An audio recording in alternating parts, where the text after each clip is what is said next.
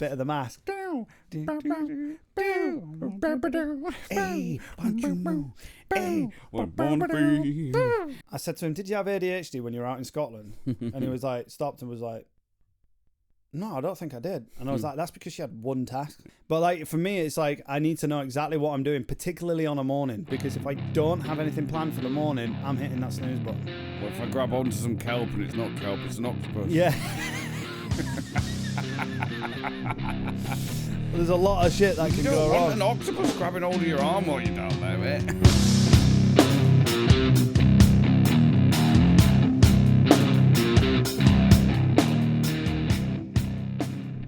Hello, Rob. Hello, sir.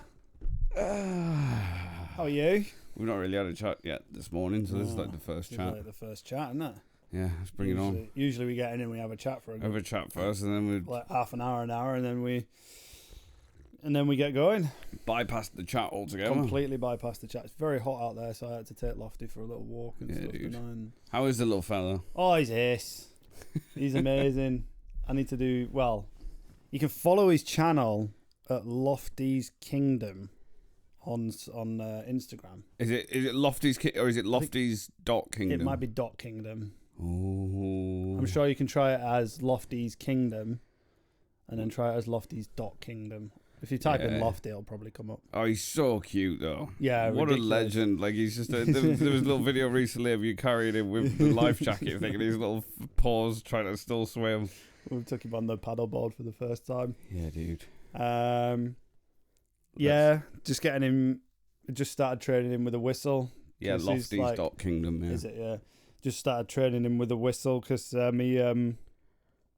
he's on the beach. I think like you're shouting his name, and I don't think he can hear you because of wind or whatever, and he's just off. So then I've been using the whistle, and he seems to be just coming straight back. So What if there's like 10 other dogs that are trained by whistles as well? Would you just get like swamped by dogs? potentially, yeah. But you never hear people using whistles, so it's very rare. Yeah. That's Very pretty rare. cool. I like that. But yeah, I started doing that the other day and was like, that's pretty cool. We started talking about habit tracking Yeah. briefly, about how you've started doing it. I've been doing it for a while. Trying to keep on top of stuff. Organisation. Yeah. Do you find yourself procrastinating a lot, or do you find that you just do a bunch of stuff quite regularly, but then there's a whole stack of other stuff that you do that you don't do as regularly that you wish you did? I wouldn't say I procrastinate. I don't consider myself a procrastinator because when I get an objective in mind, I go ahead and do it. So if I'm like, right, I'm going to the gym, I'm not going to sit there mulling over it for half an hour, procrastinating, going, oh, I don't want to go. It's just, right, I'm going. You know, if there's a job to do, it's like, right, there's a job to do, let's do it. You know, what I struggle with is overwhelm, because we were talking about this the other day a little bit, and it's pretty cool to dive into it actually. That there's a guy that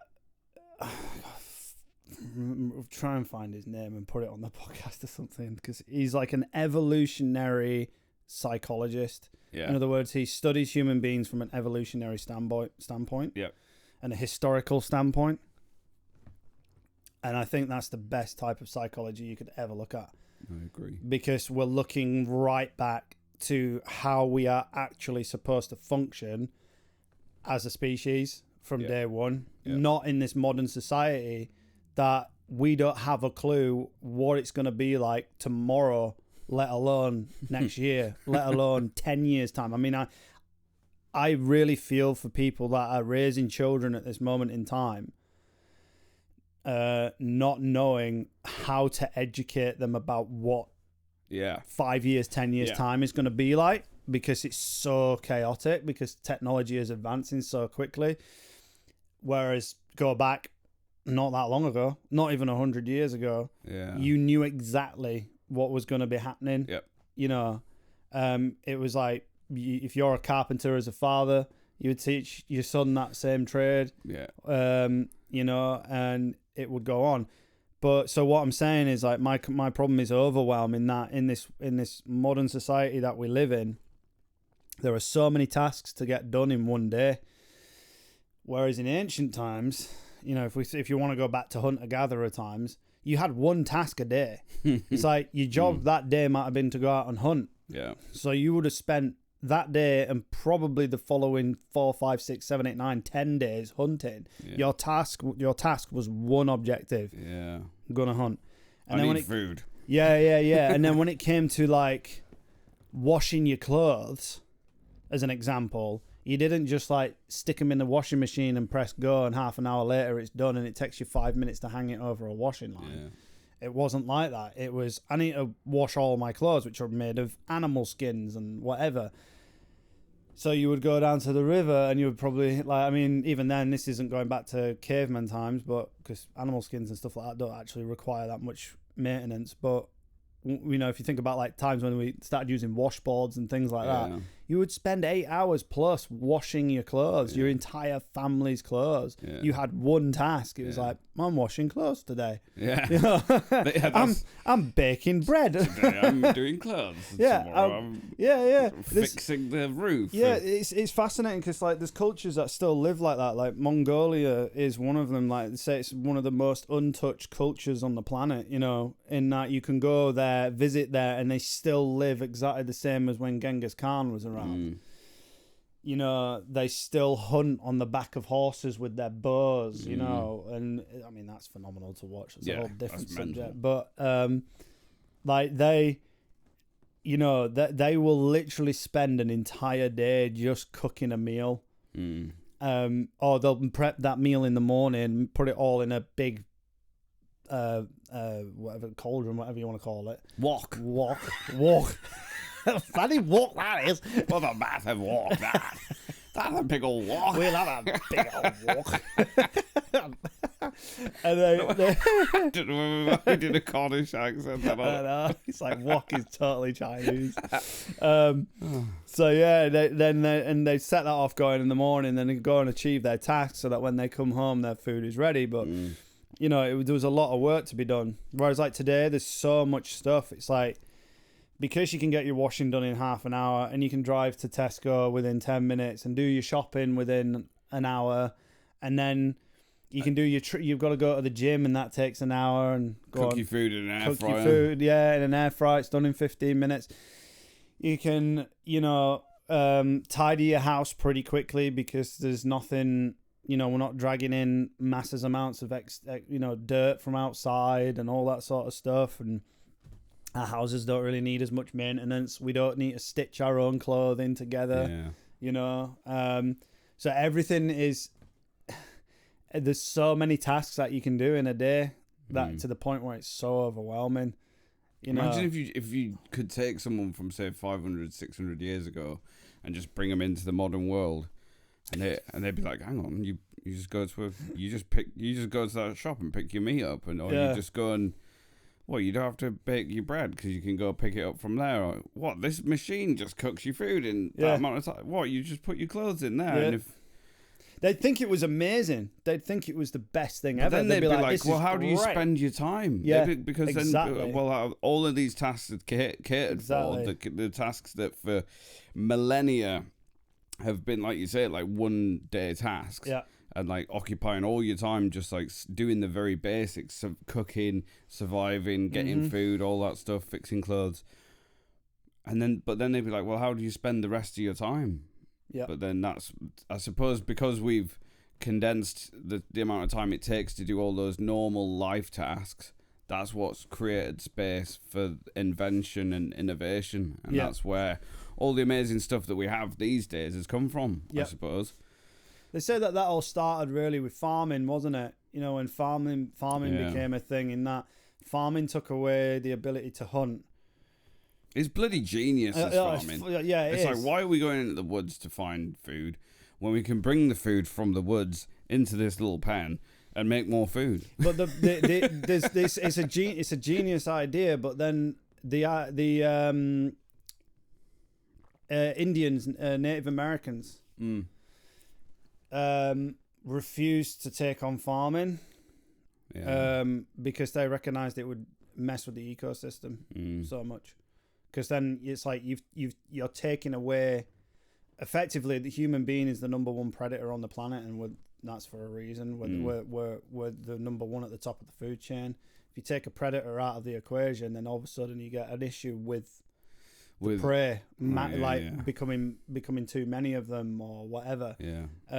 And they knew that as soon as you started to mess around with that.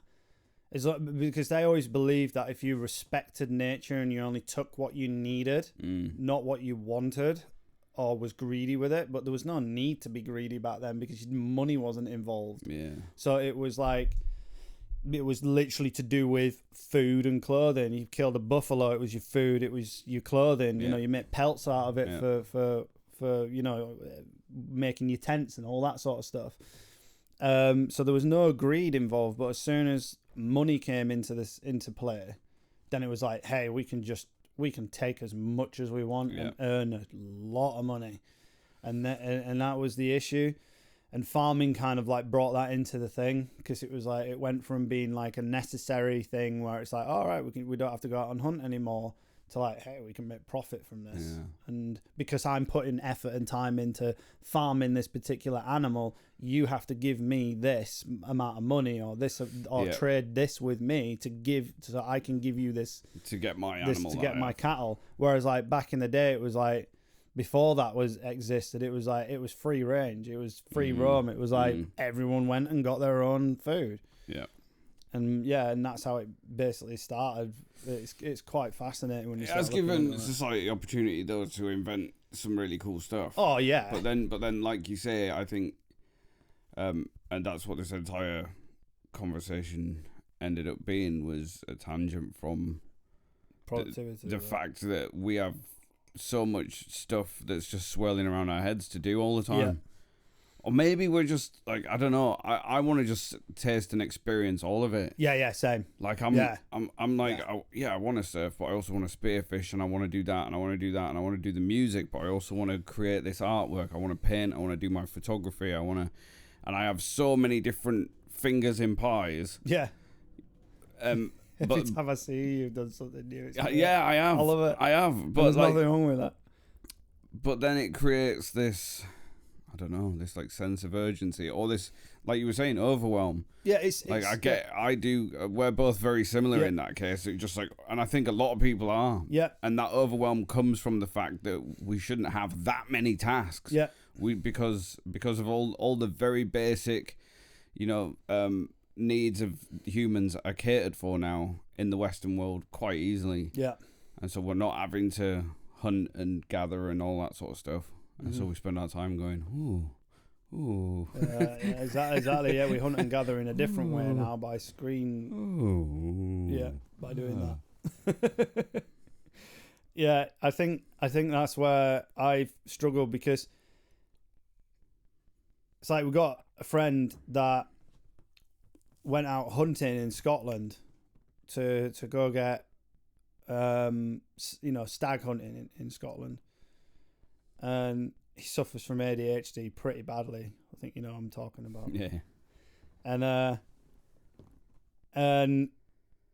remember just kind of like asking him, it was like, I've got really bad ADHD, I can't see, I just need to focus and can't get my head in gear, and just like, it was affecting him. And I said to him, did you have ADHD when you were out in Scotland? And he was like, stopped and was like, no, I don't think I did. And I was like, that's because you had one task to do. Yeah. Your mission was hunt a stag for X amount of days, trekking across the moorlands, mountains, whatever of Scotland, and you find one, and then you got to follow it and track it, and then it disappears, and there's it's not the one that you want to go for. It's it's that one focus, just one focus, and that's what it is. And it's like that's what I'm trying to do now with habit tracking, is so to explain it with, because you introduced me to this. But there was a guy on a podcast. There's been a few guys do it, but the main one was Peter McKinnon on YouTube. Yeah, that's him. That I used to habit track years ago, but didn't use the system that I've implemented now, and it's been a lot better, a lot stronger. Yeah. In that you have a list of like a squared paper, and you have all the lists of the days, and then everything that you want to do, or like a list of things that you want to track. So your sleep, what time you get to sleep, if you've exercised that day. Like I'll track if I've played guitar, if I've read, if I've written in my journal. So they're the 3 sort of non-negotiables. And because of tracking it, I have played guitar every day this year. Yeah. So now we're in like middle of July. Like every single day of this year, I've played guitar. Becomes a habit for at least 5 minutes. Yeah. Some days it's like an hour. Yeah. So I'll get into it. Other days it'll be like, I'm not playing guitar, and I'll just pick it up and do a few little noodles and a few little whatever. But it's meant that I have the pads on my fingers now. Like before, I was just literally playing guitar at gigs, which is wild, man. Because I'm like, I'm a guitarist and a musician, and no new ideas are coming to me. And I'm like, well, that's maybe because I'm not playing guitar. So what's that about? So then I was like, track that. I track whether I go to the gym or if I do other exercise like surfing or getting out and about. I track whether I doom scroll or not. Oh, that's a good one. That's a really good one to do because, I track if I spend money. Yeah, I do that. Yeah, finance. And if it's necessary money to spend, or if it's just a coffee out somewhere. Yeah. I want to get to the point where I track my expenses a bit more accurately. So then it's like, oh yeah, hang on, I spent £100 that day, and I spent £350 that day, and that's a really good. And then if I can be really accurate with that, and then you know where your money's going, because I'm a bastard for buying stuff, dude. Yeah, like, particularly when you're self-employed as well. Yeah, because you don't know where. Sometimes you can't track your money coming in. Yeah. So it's like sometimes I go an entire week and I'm like, I haven't worked, I haven't earned any money, I haven't this, I haven't that, and I start feeling like lazy and stuff. Coffee machine kicking in. Another coffee? Should be kicking in, topping this soap. We need it right here. Let's have a coffee. Yeah, go on then. Oh, yeah, we might have to do that. Just put it on a little stand. Track how many coffees you've had in a day. Oh no, I was tracking that. Yeah, 15. I'd have in my little box. I'd put dots. So generally, and then you could see I was like, I've had 4 coffees there and 5 coffees there, and then why am I gibbery and why am I feeling so anxious? Midday crashes. Yeah, and that was generally I could track that. I could be like, I've had loads of coffee, or I didn't have a coffee today, and that's why I feel this way or whatever. What else would I track? I'd track if I. Oh, what was I'm trying to. It's funny actually because I've been tracking these habits for a while and I can't quite remember the list, but it's generally about 10 habits that I track. Yeah. I track whether I've been in the studio, whether I've done studio work, or whether I've done photography work. Yeah, that's what not work, but just just gone and shot some photos, Yeah. And that's a really good way of keeping it on top of hobbies or stuff that I want to do. Also tracking, I was tracking whether I posted on social media or not, or whether I spent longer than an hour on socials. Yeah, that's interesting because you can. It's so easy with something like that to be like, feel like really lethargic or something towards posting on socials because I'm like that. I'm terrible with it. I'm like, I first of all, I don't like advertising myself. I really struggle with that. I don't like people knowing what I'm doing. Everything I do is a very private thing to me, and I'm not one to kind of like advertise that on social media. But then I recognize that social media is business as well. So then it's like, all right, I need to get that accountability to actually post for business. I just should be proud of what I do, that's a massive thing. Yeah. But then to habit track that between like, have I actually posted or have I just wasted an hour of my time? I could have spent that hour of my time from scrolling actually editing and designing a post and being proud of it and being like, yeah, go on then, that's something for someone else to doom scroll on. Amount of times I've gone on to just be like, all right, I'm going to go and post something on social. Right, I need to go post this video. And as soon as it fires up, it's like that. Oh, a cute cat. Hello. Oh, another cute cat. Hello. And you just go, and then it's like something politically angers you. And then you're like, and then like you snap out of it after about an hour. Well, not an hour, but after about half an hour, and you're like, hang on, I came on here to post that. Can you imagine having like, if social media was a real person, As in, like... Oh, that's interesting. As in, like, can you imagine having, like, someone in your house that literally behaved like fucking Instagram? Hey, look at this. Yeah. Oh, look at this. Hey, have you seen this? What about this conspiracy theory? What about this that you shouldn't be eating? What about this? What about... let's talk about that for 10 seconds and then let's move on. It's like, that's ADHD to fuck, man. Dude. That would, like, you would... That's actually a really good idea for a reel. You would punch them in the face. Yeah. You would not last an hour with an individual like that. It would. There was a great viral clip that was this guy that he was like, if before social media existed, and it's a guy who's just gone for a run and he knocks on his mate's door and his mate opens the door and he's like, "Hi, dude, just had to come tell you, I've just done a run. Yeah, just ran a 5K. Yeah. It's like, it's just like, I had to tell you. I'm going around everyone and telling them all. Yeah. It's just, I saw this and I saw that. Yeah. I did that. And the guys on the door like, what? Yeah, I don't give a... So that's what it's like now, isn't it? It's like, this is what I'm doing. Look at me. That's how we're all sort of... Isn't it? It is a strange one in social media, but it's also an incredible tool. I mean, yeah, it's a crazy tool, but again, it's one of these things where it's just because all of the basic needs of the human being are catered for these days. Yeah, it can be so easy to just, I don't know, get consumed with your own narcissism, which I think everyone has a leaning towards. Absolutely. You know, whether you think you do or you don't, it's like that's irrelevant. I think humans, like, it's. As soon as you catch your reflection, it's yeah. There's that. Yeah, it's very interesting. I mean, social media caters for all our natural desires, anyways. You know, it caters for like your natural desire for community, your natural desire for praise, your natural desire for love, your natural desire for telling people what you've done and achieved, and you know, it caters for so many natural desires. That's why we get addicted to it, and that's why we want to put everything on there. But I do find, yeah, just like, well, back to like the habit tracking thing that you were talking about.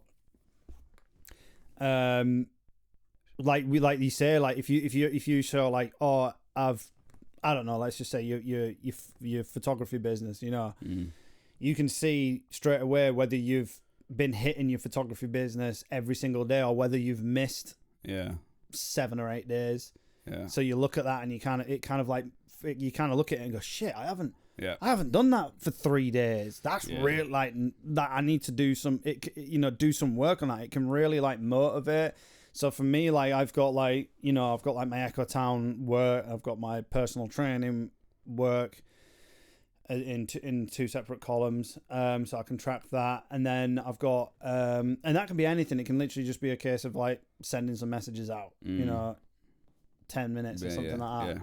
And then in other cases I might have sat there for 4, 5, 6 hours, you know, nailing something, you know. And then in the rest of the habit tracker, I've got like a lot of all the things that I love doing with my life, because I think sometimes what I've done is, my missus calls it like life anorexia. It's like, she's like, you've got life anorexia, and it's like, what that is when a lot of people do it.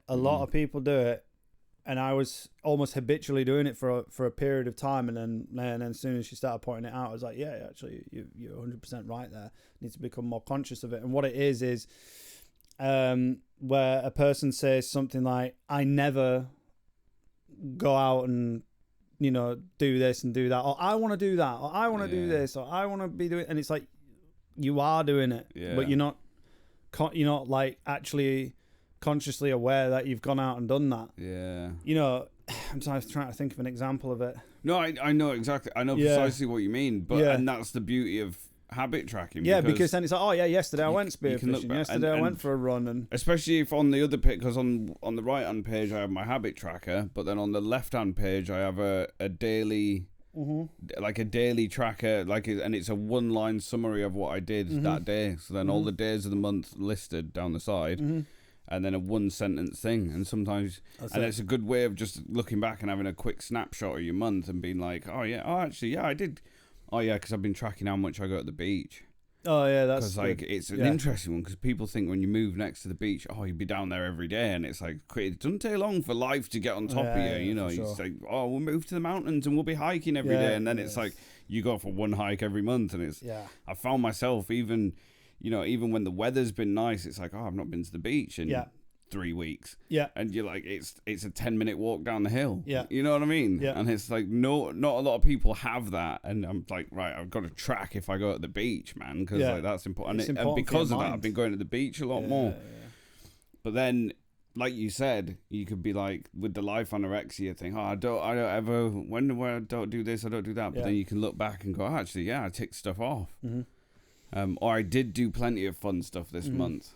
Yeah. Mm-hmm. Yeah. And then it's important to kind of like, I think it's important to track things that you love doing, because it's very easy to get sucked into a world of it's just work, which I've been there. Yeah. And then there's and all you do is burn out. But likewise, if all you do is have fun, then you stop feeling a sense of achievement, and you start to feel unaccomplished and lazy, and stuff's not getting done, and you're like, even in amongst that habit tracker, there can be house chores, things that need to be done daily and stuff like that. I've got like a section that's like non-negotiable, and it's things that I have to do every single day. What's in that? So part of that is looking after my body, really. That's a big one for me, because if I want to spray tan. Spray tan. Yeah, every day. Tap up my spray. You get Gina. It's like, whip up the spray tan, Gina. Can you imagine? I turn around.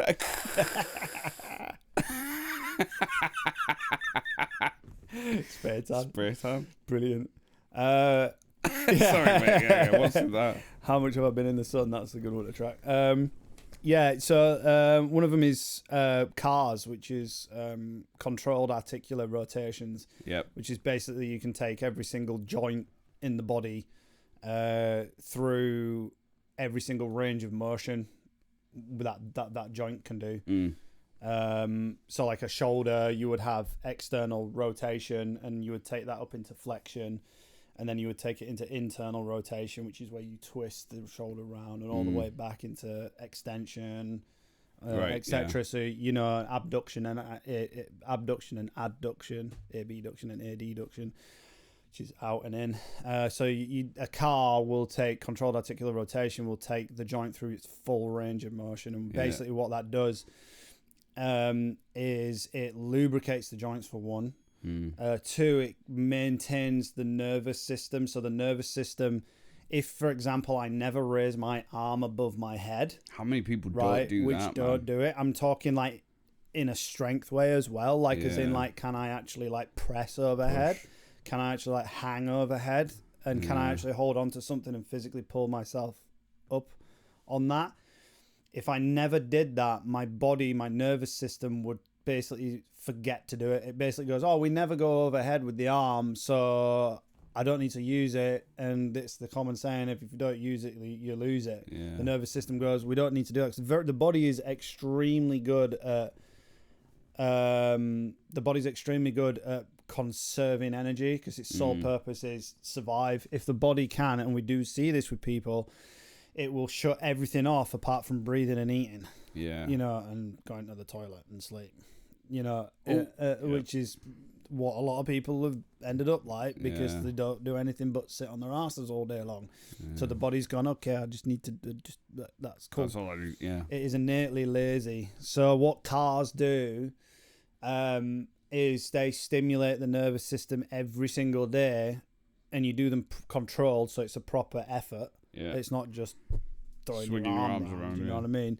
Or your legs, or your hips, or your ankles. You can even do it with your toes and stuff, the wrist. It teaches the central nervous system that, I'm still using this range, I'm still maintaining it, so it never loses it. Yeah. And then on top of that, you know, other exercises would strengthen. So do you track each? Do you do like a different limb each day, or do you? Yeah, I do whole body. So I do whole body, full body. So you start with neck. How long does that take? 10 minutes. To do the whole body? Yeah, whole body, 10 minutes. You do about 6 reps on each side. So, you do the neck, which I'm not really doing at the moment because of the injury. Yeah. So I'm kind of avoiding that. How's that, by the way? Hang on, Rob's pain scale. Pain scale's a 0. Amount of pain. I'm happy about that. Is this the last Rob's daily pain scale? Yeah, I think so. But it could be the daily pins and needles scale, because that still gets me. If I look to my left for too long, it'll all start off. Or if I look up, yeah. Yeah, but is some of the strength returning? None of the strength's returning yet. I've not seen a difference yet. Right, okay. But I'm just gonna keep at it. That's a long journey. Yeah. That's a year plus. I mean, the happy thing is the pain's gone, man. I'm just doing lots of neck mobility at the moment to really open up the capsular space between the joints. Yeah. Which is very specific techniques. I'm sure. Yeah, because I'm happy, really happy because I've educated myself with what's called functional range conditioning, so FRC. So if anyone's interested in looking into how to look after your body in the best way, and trust me, I've had so many injuries, and this has literally been the only type of training that has changed my life completely. It's called functional range conditioning, also like kind of like known as kin stretch, KINSTRETCH, kin stretch. It's hard work. It's bloody hard work, but it literally focuses on opening up the joints and the capsular space in the joints, and then enabling them to move properly. So it's called internal training. Basically, if we a lot of people do external training the muscles and stuff like that, but then we end up stiff and rigid. Right. So not done any of the internal training. So yeah, that's what that is. And I habit track that. I habit track the cars. I habit track mobility. I habit track, I'm trying to think now, like daily things. One of them is even just planning for the next day. Like do that's a plan really for the next day. Man. Apparently, you're so much more productive if you know what you're doing. What you're doing. The worst thing, the times that I have a dark day is the time that I don't know what I'm doing that day. If your calendar is empty that day. I can't function. I know I've got stuff to do, but because if I go to bed not knowing what I'm doing first thing in the morning, as an example, I might not know what I'm doing the entire day. Yeah. I might even have like a semi idea, or plans will change. I might wake up in the morning and my missus goes, "Can we go do this together today?" And I might have to look at my thing and go, well, I had that plan, but obviously at this today I've not spent any time with Gina for the past 2 or 3 days because we've been working, so she's now my priority, so that needs to be my day. But that needs to be that to me. Like I try and organize that. Like if I'm like, I'll say to my missus, you're free on Friday, what do you want to do? Or should we go do this? And we'll discuss it. And then I'm like, boom, I know what I'm doing on Friday. I know that like tonight, we're going to go have a little dance at a little place somewhere. I can't remember. It's like on a beach or something. Salsa. I wish that'd be cool. I'd love to do ballroom. that. I'd love to do a bit of ballroom, mate. Just by myself. Jazz dance. I'd love jazz dancing. Yeah. I love jazz dancing. Bit of the mask. Hey, don't you know? Hey, we're born free. About tonight.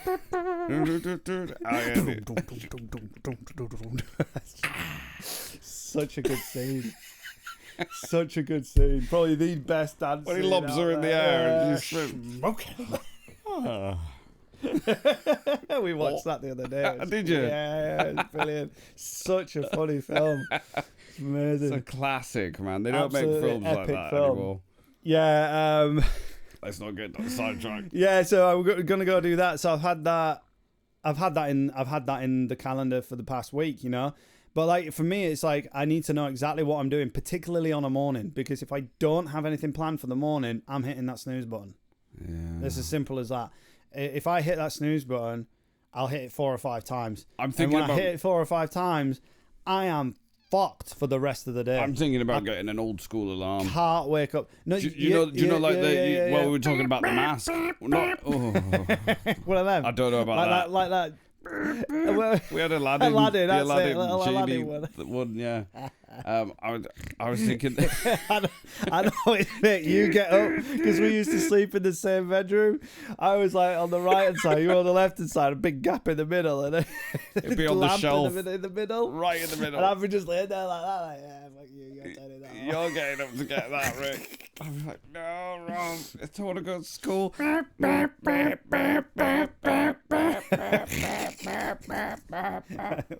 off. Yeah, exactly. The problem is though, because I think it's important for everyone not to sleep with their phones in their bedrooms. Oh yeah, I think yeah. That's like an absolute like necessity. So I don't sleep with my phone in the bedroom. Mm-hmm. But it's like just outside the bedroom because like the way my apartment's set up, it's. What I discovered is I can shout at my phone and tell it to snooze itself. Oh shit, that's not. Because I was like, right, the alarm's out of the room. That means I have to get up to turn the thing off. That's dangerous. And it's like, then I just lay in bed and I'm like, Siri, snooze. Like that. And then, yeah, it's just sort of like, look, see if Siri's fired up on there now. Oh no. No, she's gone. It's weird that. No, it's gone now. But yeah, it's yeah, and I've discovered that I could just shout at it to tell it to snooze. Yeah. So I'm thinking about, because we talked about the mask just then, you know, when you wax that alarm clock and it's bouncing around the thing. Old school snooze. Just one of those that just sits out there. Yeah. And it just goes off. Yeah. Because snoozing's you snooze once, then you're gonna snooze again, and then you know an hour's gone then. And what I've started doing is, you know, if I do set an alarm, I don't talk to my phone. So like if I do set an alarm, it's like my phone's away where I have to get out of bed to turn it off to turn it off. And because I've got out of bed, it's then I'd feel really guilty if I climb back in again. Sometimes I do snooze, you know, if I know that I've got if I've for example, like I've had a really late night, you know, to me a late night is 1 o'clock in the morning, you know. Obviously if we're gigging it's way later than that, way earlier, it's more like 4 a.m, you know what I mean, but if I've obviously been up until that time, you know, I'm probably going to be getting up at 10. That's an early night, maybe for me, 11, maybe 12. Yeah. Yeah. So then, you know, I make sure that I've had enough sleep. So yeah, you have to be sensible. You know, I wouldn't want to get up at 6 o'clock if I got in bed at 4 o'clock. You know what I mean? What constitutes enough sleep for you? It varies. I mean, like, sometimes I have 8 hours sleep and feel shocking. Sometimes I have 6 hours sleep and feel amazing. But then I think like if I have 6 hours sleep consistently, after like 3 or 4 days, I'm fucked. It's like my body then goes, dude, you need to like have a sleep. You know what I mean? You need to like have a good, solid amount of time resting. But yeah, I think for me, like every morning is go to the gym. That's a good way for me to start my day, or run. And it's like a lot of this, because like throughout my life, I've had,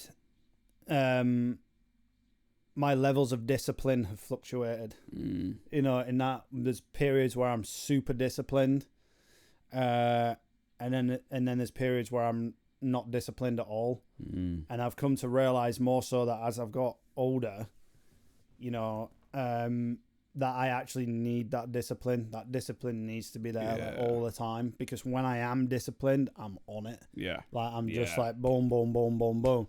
And it's like discipline doesn't give a fuck about your feelings. Yeah.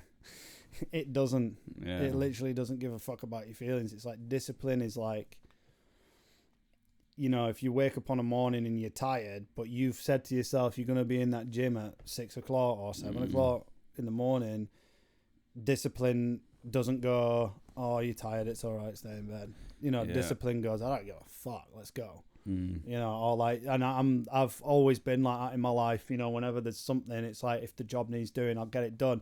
My problem is is identifying the job first. What does the job need? Yeah. What job needs doing? Because if there's 20 different tasks, you know, as you know, like doing something like this, you know, it's not just sit down and do a podcast, is it? You know what I mean? It's sit down, do a podcast, chat about it, edit it, put it all together, make a load of reels out of it, make a load of shorts, release all the shorts, you know, all that sort of stuff. It's like there's so many tasks within one task these days. Yeah. You know, yeah. They're literally like one task involves like 100 other other stuff. So sometimes like a task like that will come along and I just go, you know, my brain just shuts down. Yeah. So I have to then organize it into individual tasks because realistically they are individual tasks. It's just my brain's overthought about it, or it's you know, what is it, paralysis by analysis. You overanalyze a task or a job that needs doing to the point where you don't do it because you've overanalyzed it. It's like the key to doing stuff for me is the way that I function really well is actually to not think about it. If a task needs doing, you do it there and then without thinking. It's like your brain has about 5 seconds before it talks itself out of something. It's like going spearfishing, freediving, right? If you're gonna, if you sat there and thought about all the things that could go wrong, the terrifying things that could go wrong. You know, what happens if I get caught in a current? What happens if I can't climb back onto the boat if I'm boat diving? What happens if I'm out in the middle of nowhere and the engine fails? What happens if I'm diving, I have a shallow water blackout? What happens if I dive down and get caught in fishing wire, or there's a shark, or there's a, you know, because that happens in the UK, you know? And what happens if, you know, I get stung by sea anemone or something like that? There's plenty of things down there that will fucking sting you. What if I grab onto some kelp and it's not kelp, it's an octopus? Yeah. There's a lot of shit that can go wrong. You don't want an octopus grabbing hold of your arm while you're down there. Yeah, there's a lot of shit that can go wrong, and it's like, you don't. I've seen footage of that. That's petrifying. Yeah, man, I have no idea. The guy, like, I would never shoot one myself because I just love them too much. But guy shoots one and it just like wraps around him. Rightly so. That's a good defense mechanism, isn't it? I don't like being shot. I'm going to sit on your face. Ink you. Yeah. You don't want that when you're like 20 meters down. But if you think of all the terrifying bits of it, you won't do it. You won't do it. You don't. So what your brain has to do is, as you're suiting up and putting that suit on, your brain's just going, yeah, you know, I'm doing the task right now. There's nerves. There's a bit of nerves, a bit of flutter. You know, I've talked to you about doing downhill mountain biking. You're riding up the road to get to the top of the trail, and if you're thinking about every single thing that could go wrong, what happens if I fall off and snap my shin in half? What happens if, you know, what happens if I crash into a tree, or this happens, or that happens? And, you know, if you start thinking about all that stuff, you ain't riding down that hill. You've got to just turn the brain off, and that's what I try and do with tasks. And I've gone through phases. I've gone through one recently that, you know, where my brain has overthought everything. Yeah. And then recently it's kind of just gone, right, okay, if there's just do it. If you think about a task, just get it done. It's interesting, actually, because if you start... It's a bit like with playing guitar. If I actually think about sitting down and playing guitar... Yeah. Like, I think about it quite pragmatically, and I sort of go, oh, wow, I'd want to sort of maybe try and learn something new, or like just practice some stuff, or... Yeah. Rather than just, and then I'm like, oh, I don't want to plug it in. I don't want to faff about with that, and just get fired up, and then realize that my fingers don't. And then it's just a case of, well, it's on the list to do. Like just pick. All you have to do is pick up the guitar and just start, strum an E chord, and then whatever happens after that is fine. And it's just, I think. It's like with the bigger tasks. I think if you snip them down into the more sizable chunks, you think about, people think, well, I don't know what people think, so I can't really say that. But I'd like to assume that people think that releasing a song is way easier than you think it is. It's like, record a song, put it out there. Record a song, put it on Spotify. And it's like, that sounds very simple to do. And that's the title for the list.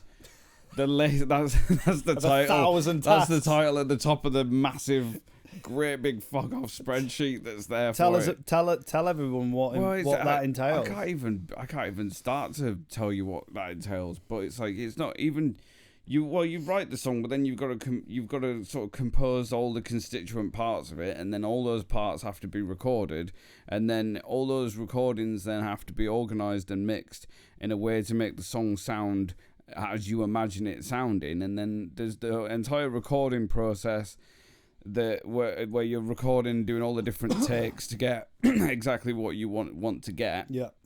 And then you got to mix all that together, and then you got to make all your decisions about surrounding that mix, and then you've finally got to, when you've got it to a level where you think the song's finished, you export it, and then you mastering it, which is a whole other process. And then you've got to, it's not just, right, let's upload it to Spotify. And you've got to register the song with the various legal bodies that exist, so that you're going to be reimbursed or remunerated for plays wherever your song is played, so that you actually get paid for it. Yeah. If you want to register your song properly. Do all those hoops, and that's paperwork galore, which is... Oh, there's more paperwork there than you'd think there would be. And then it's scheduling it, and then you know what the funny thing is that I always forget as well, is that when you release a song, it's like you'll put it up on the distributor that sends it to all the streaming platforms, for example, and then it'll be like, upload your artwork. Like, you'll upload the song, and then you put the details in that you've done all the paperwork for, the ISRC codes and the registration codes and the tune codes and all that stuff, and your PRS and all that stuff, and then you get to, and then the next screen is upload out, and every single time I'm like, the artwork. I've not done artwork for it.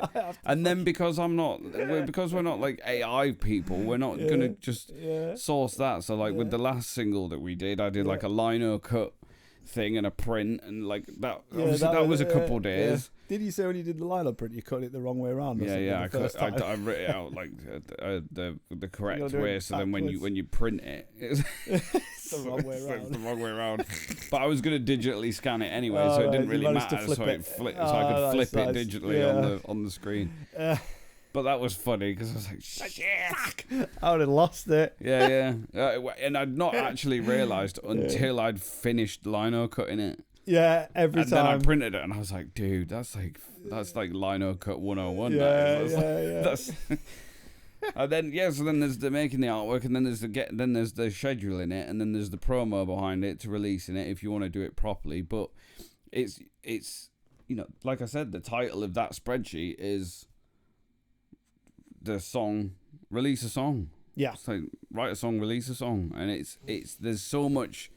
But if I actually sit here and I think about all of that stuff, you don't do it. I'm like, no, not happening.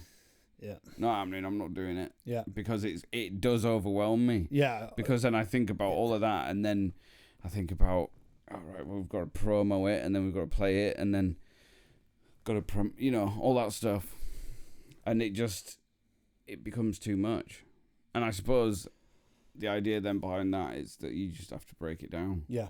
And that is exactly where the habit tracking or the scheduling comes in that it's like, I've always operated much better and it's been since maybe November last year that I've been, or October time last year when I've been like really on it, where I've actually put stuff in the calendar. Yeah.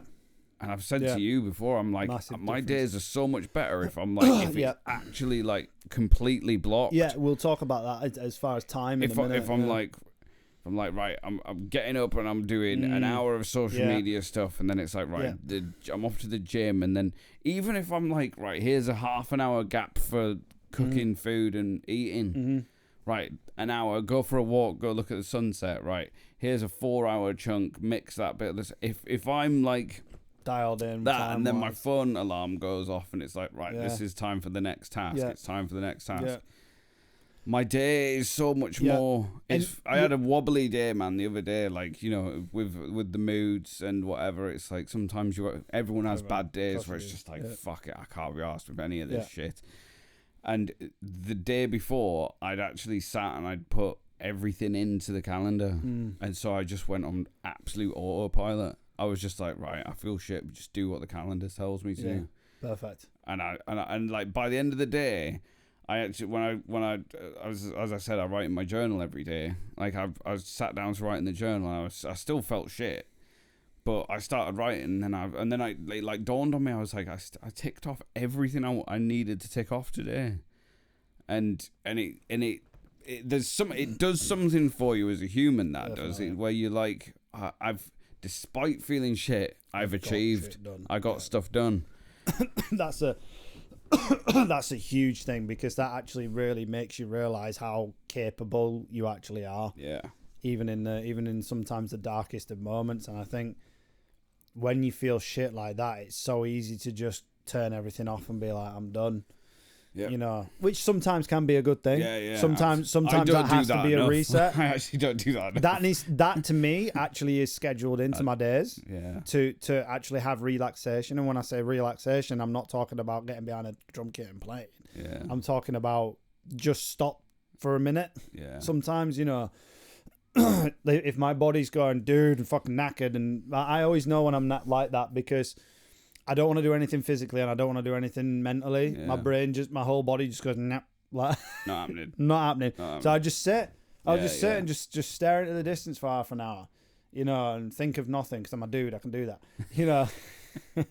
You know, and I just sit and have my peace, or I might even, like, you know, I recently, you know, over the past number of months since being injured, just started playing like a video game on my phone, and it's like I might have 20 minutes on the video game. That's it. To clarify, that's just rare for you. It's so rare. You don't do faffing on the phone. I hate it. But and that's rare that I do that. You know, I'm now, you know, I mean, I never used to do that at all, and then now it's probably like once every 2 or 3, 4 or 5 days. I actually quite like that though, man, because you stop. It does make you stop and just it's why a lot of people do game. Yeah. Because it's a nice way of. But then it's a problem if you're gaming for hours and hours and hours and then getting absolutely nothing done, because then you're gonna feel shit. Yeah. But when it's there as like a 20-minute little relaxation. You know, because mine actually has like a timer on it. It's like, if I want to play that particular game, it's done within half an hour. Candy Crush. Yeah, can you imagine? Candy gay. Correct. Yeah, it's just fun, isn't it? You know, like that. You feel way more productive when you have everything scheduled out, and what you were saying about time. There is such thing as time trauma. Yeah. I know you and me both suffer with that.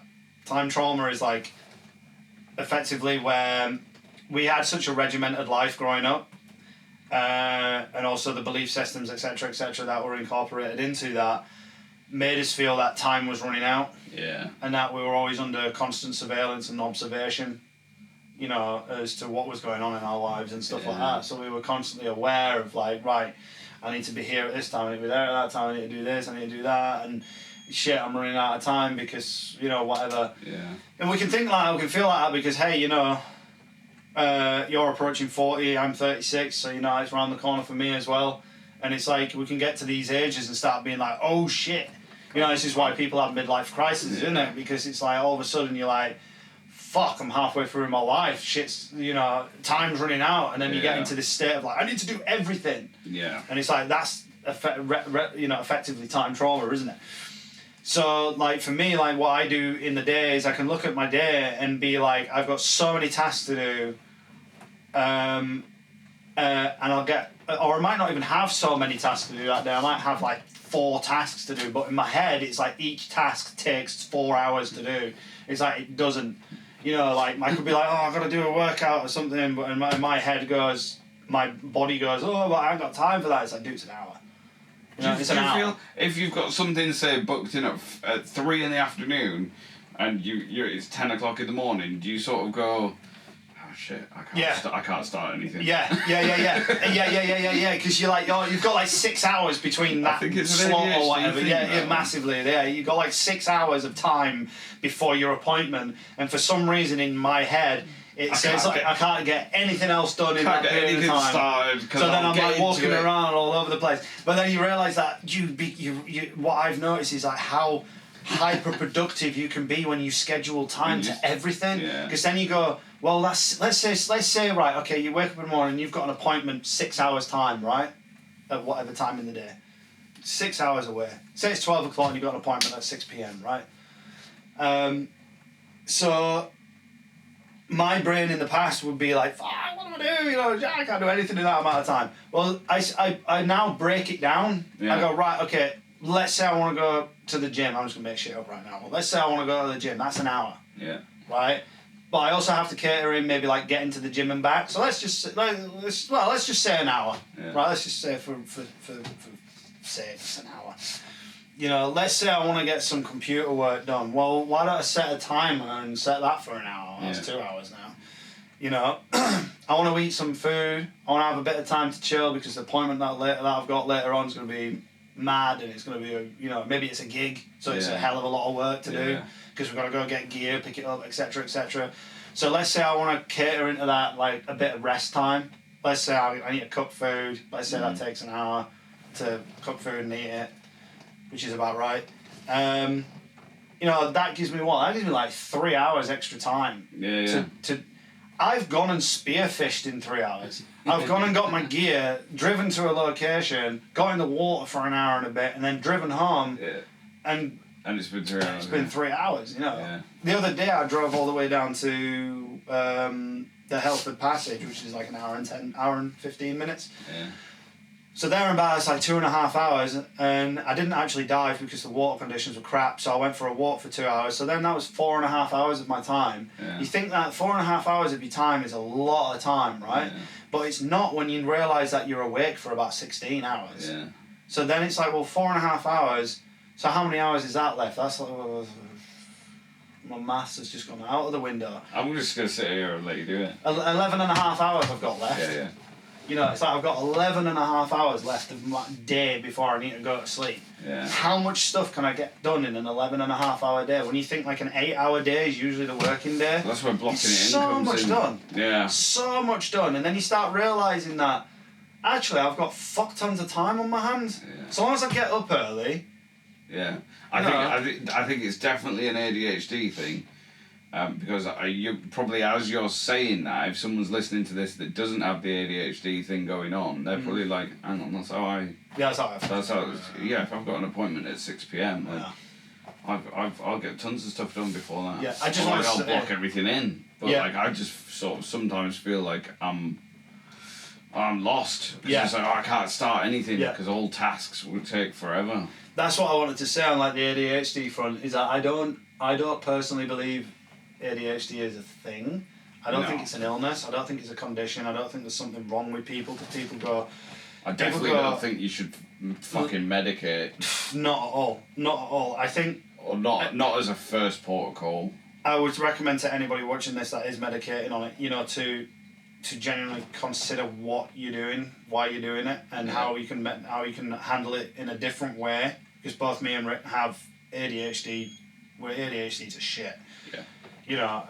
Rick, your ADHD more on the attention deficit side of things. I'm more on the hyperactive. Yeah. But even then, on the attention deficit, like we've been talking, I have to have it zoned in. Otherwise, I'm like, I have 20 things going on all at once. Yeah, exactly. So like, the way I view it is, it's not an illness. It's not a condition. It's not something that's wrong with me.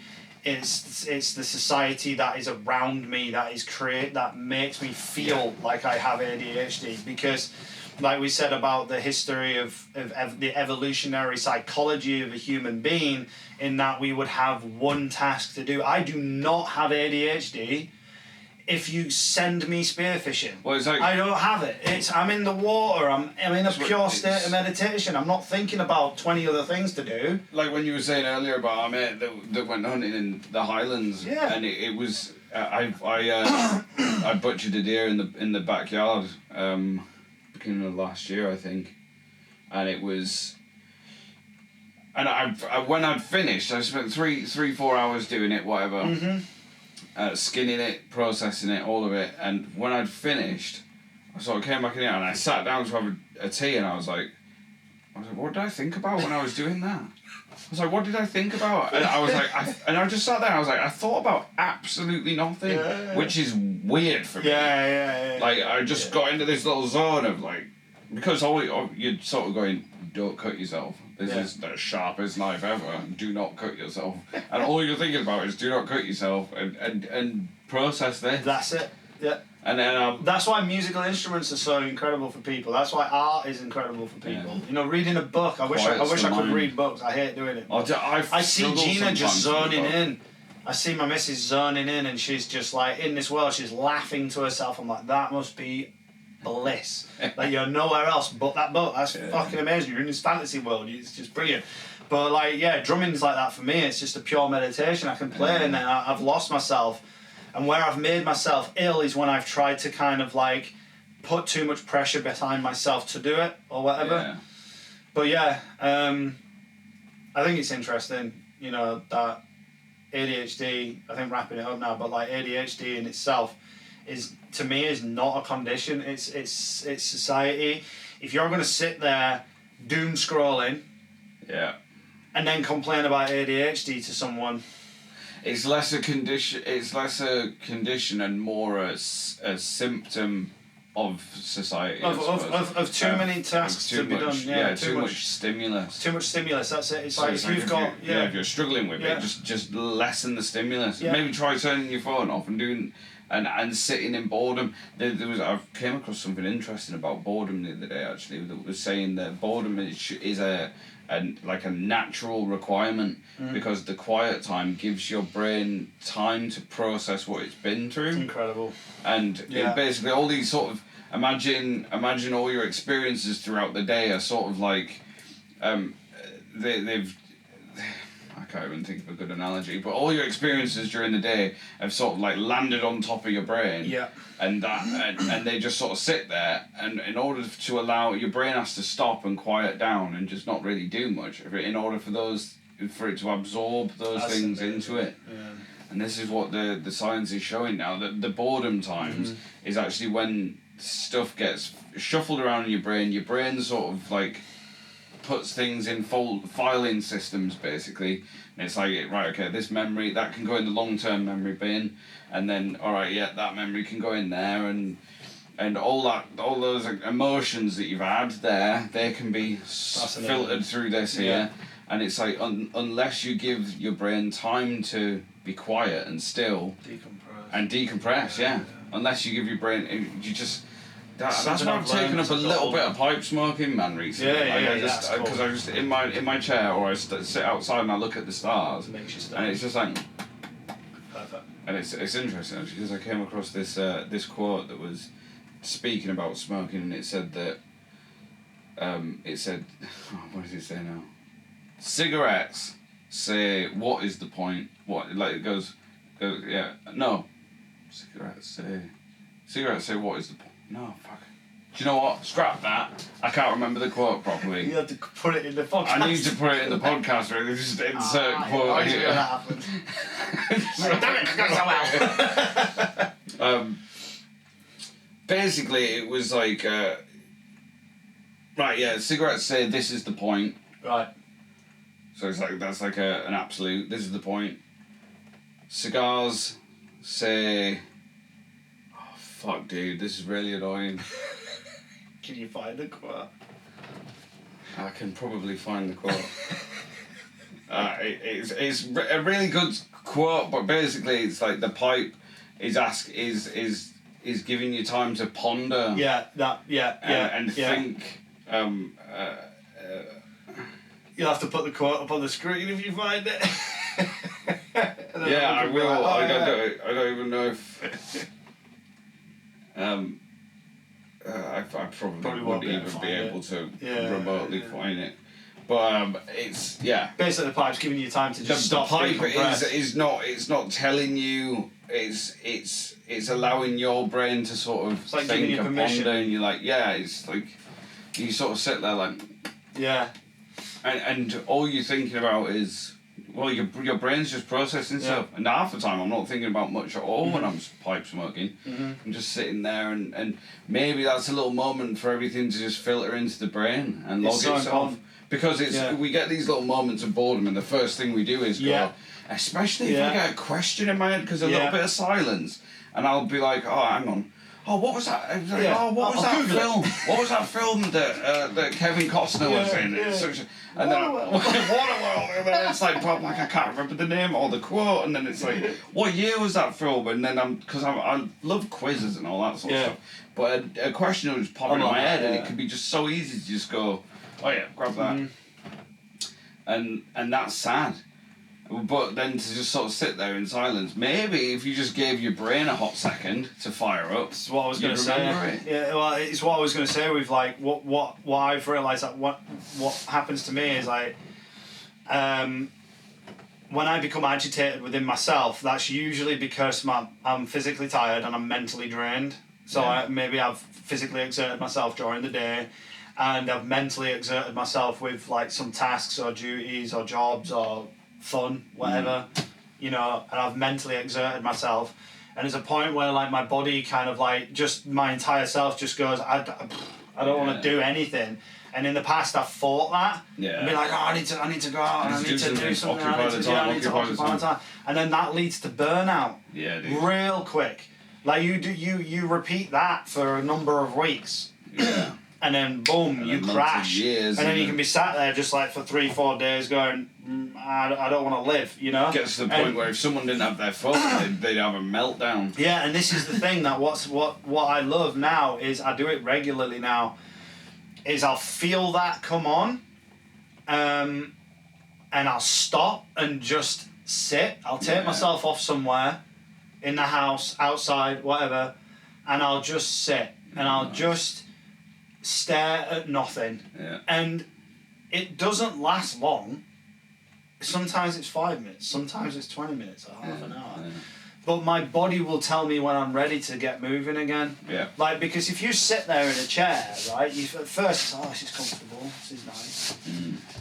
But then within X amount of time, your body's going, I need to move, I'm fidgety, I'm uncomfortable, I'm not happy now. Get moving, And it's like, your body tells you when to get moving, or your mind tells you when you can now handle the next task. Because it's just giving yourself time to just decompress. I love getting older. Getting older is not. It's a lot of people moan about it, and I'm like, I actually love it. I mean, I'm only 36 now. I'm only 36, but I'm actually looking forward to being 40, and I'm genuinely looking forward to being 50, and I'm genuinely looking forward to being 60, because a lot of people might say that who are, might watch this who are in their 50s and 60s, like, mate, you don't want to look forward to being 50, 60. It's like, I've got plenty of friends who are 50, 60 years old who fucking love it. Because their mentality has been, I'm maturing, life now doesn't faze me. I've found that with so many things, like we said it the other day, that, when I was in my 20s, the car would break down, it'd be, the car's broken down, fuck's sake, bloody hell, how am I going to afford that, and how am I going to get to work? And now if the car breaks down, I'm like, And he's like, well, would you look at that? It's happened again. Oh, well. Hi, garage. Yeah. It shit fucking happens. And it gets to a point where, you learn to deal with it, you learn to accept. That's why I'm like sitting in my chair, man, like, and having a little pipe or sitting outside, because it's just, and I'm like, I'm just like a little old man, but then I've got the wizard beard going on, and I'm like, I remembered the quote, by the way. I was listening to what you said, but there was just one little missing piece of it. Oh, was it? Go on. Switch in. Spit it out. It was, a cigarette says, there is no point. A cigar says, this is the point. A pipe asks, what is the point? I like that. I like that. What is the point? Yeah, I like it's that. A pipe asks, what is the point? Because it makes you ponder. Yeah. But whereas a cigar's like a rich man's thing or whatever. Yeah, and cigarette's like, fuck this. I've made it. And a cigarette's just like, there is no point because it's sort of nihilistic as a cigarette. Yeah, it is, yeah. I'd say. Knowing from being a cigarette smoker at one point. Yeah, you just like, wow, it's just a fucking, like it's just weird. But yeah, with the pipe thing, it's that's interesting. It just makes me ponder. So swap out the cigarette as soon as I light it. For a pipe. And my brain just goes. Oh. It does seem like to me, like I don't smoke at all, but it does seem to me like such a beautiful thing to do. To just you see like the old videos or like the interpretations of the olden times in like movies and stuff like that, or even like I know an old boy who's like in his 90s, and he's like that, just sit in a chair and just like sit and smoke a pipe while reading a newspaper. It's like, or sit in a chair smoking a pipe while the fire's crackling away. Yeah. I can't think of anything better. It's actually on that picture up there as well. Oh yeah, well there you go. Yeah. Do you know that album cover? Hold on. It's not. I do know this. God damn it! I forgot. It's a Porcupine Tree. Porcupine Tree album cover. Yeah. Porcupine Tree recordings. I was thinking of someone else. So no, I got it wrong. That's all good, man. But yeah, there he is, just sat with his book in front of the wireless with his pipe. Look at him thinking, man. Like that's like there's been a couple moments where I've just been sat here like this with the pipe and I was seeing that, I was like, I'm that guy in that picture. We just don't do it anymore. But it's so easy. Fucking flick the TV on. Yeah. Stick the TV on in the corner. Yeah. Just fire up the YouTube machine. Occupy yourself with some video game. There's so much to occupy yourself with. Yeah, and the brain never gets the time to just. And maybe stop. Like that's the thing with the schedule. Like it's stick that little block of time in. Right. Okay. Everything off, and not necessarily smoke a pipe, but just light some candles. That's why when I'm scheduling time in for myself, I'll always add a little bit of extra time to something. I might know for a fact that I'm going to be in the gym for an hour, but I know for a fact that I'm going to be, maybe I'll do that a lot of time of that piece of work right there for an hour, but then I'm going to give myself a break to maybe get some food. Yeah. But sometimes I'll add like extra time in there, so it's like add an extra half an hour because that gives me time to just, instead of being like, right, I'm going to eat my food in 45 minutes. It's like, well, give myself, I want to eat my food, I'm going to give myself 2 hours. Well, it's not going to take me 2 hours to eat my food. Probably take me 45 minutes to eat it, cook it and eat it. But that means I've got another hour and a quarter, an hour to just digest and just spend a bit of time sat outside, having a coffee, looking at the view. Yeah. It works, I do that on a morning, like pretty much every single morning I get up now, and I don't rush to get to the gym, because that fucks me up. I've learned that over the years. Getting up and being like, right, shoes on, let's go. My body's just woken up, dude. Like when I was in my 20s, I could do that, but now I'm 36. It's like my body's getting a little bit slower. You know what I mean? In a good way. It's like it's a good thing. Yeah. Being slow, and I wish I knew this when I was in my 20s. I mean, I had God knows how many people tell me this. Yeah, you don't listen just in your 20s because you just all jazzed. Relax. It's all right, and it's like, yeah, fuck you, I'm gonna, it's not all right. And it's like, it's not all right, and it's like, now that I'm getting older, I'm like, I fucking get it now. Actually, by going slower, I actually get more done. I feel better in myself. Do you find yourself telling people that are younger than you all the things that people told you when you were it's starting. Definitely. But it's definitely starting. I mean, I get up in the morning and then, drink a bunch of 2 or 3 glasses of water, rehydrate. Sometimes stick a bit of salt in the water to get a bit of electrolytes in and, do bits and bobs, and then I'll go and sit outside and have a cup of coffee whilst I'm cuddling my dog, staring at the view in the distance. I've done that even when it's pissing down in rain. I've just stuck a dry robe on. Yeah, I said dry robe. I am a dry robe wanker. But I use them correctly. I don't walk around London wearing it. You just don't wander around in it. I sit in the rain in my dry robe, cuddling my dog. You got one before, it became a popular nonsense thing. Wankerish. I don't walk around in it, that's for sure. So I'll just sit there cuddling my dog, drinking the coffee and staring into the distance, thinking either of nothing, or I'll be meditating upon what I'm going to do during the day. Yeah, and then I feel like productive, and then after that I'm straight into exercise. I'm straight into fitness. I'm straight into getting my body moving. And for me, like if I win on a morning, like I consider like if I hit snooze, I've lost. Mm. And if I lose in the morning, if I lose the very first battle in the morning, I'm a loser for the rest of the day. Yeah. It's as simple as that.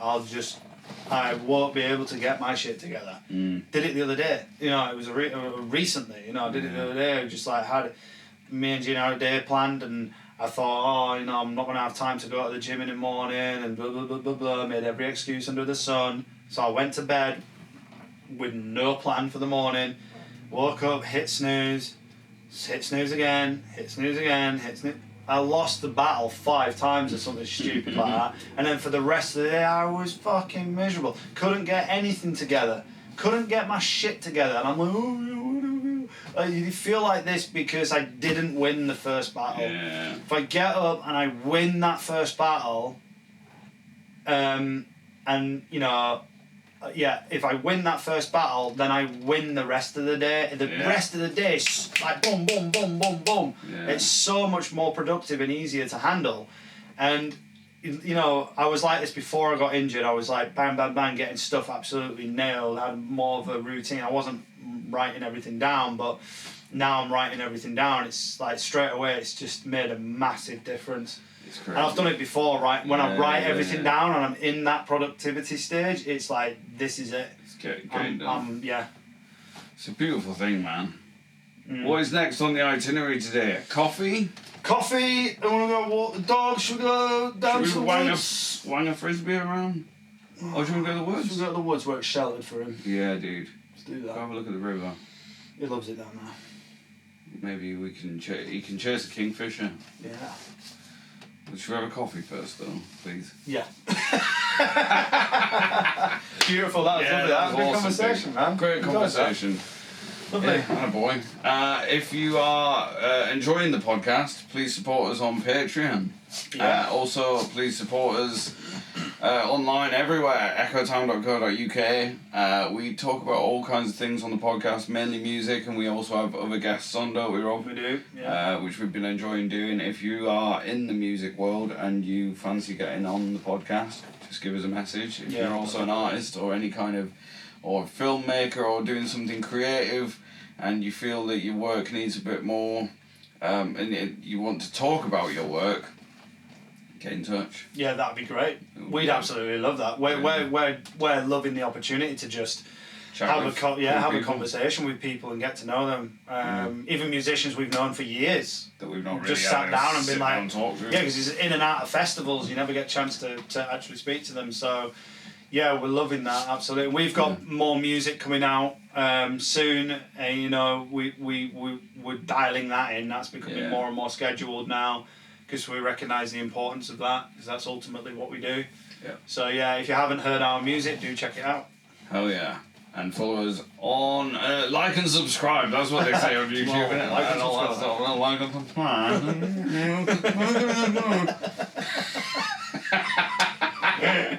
That deserves a like and subscribe. I think so. Oh, those YouTube videos that start off like that. Yeah, and if you want to, if you want to hear us chat about a specific topic, do let us know in the comments and stuff as well. That'd be good. We're always looking for new things to talk about. Yep. Nothing too controversial or like super controversial. I don't mind. Right, that was awesome, dude. Let's have more.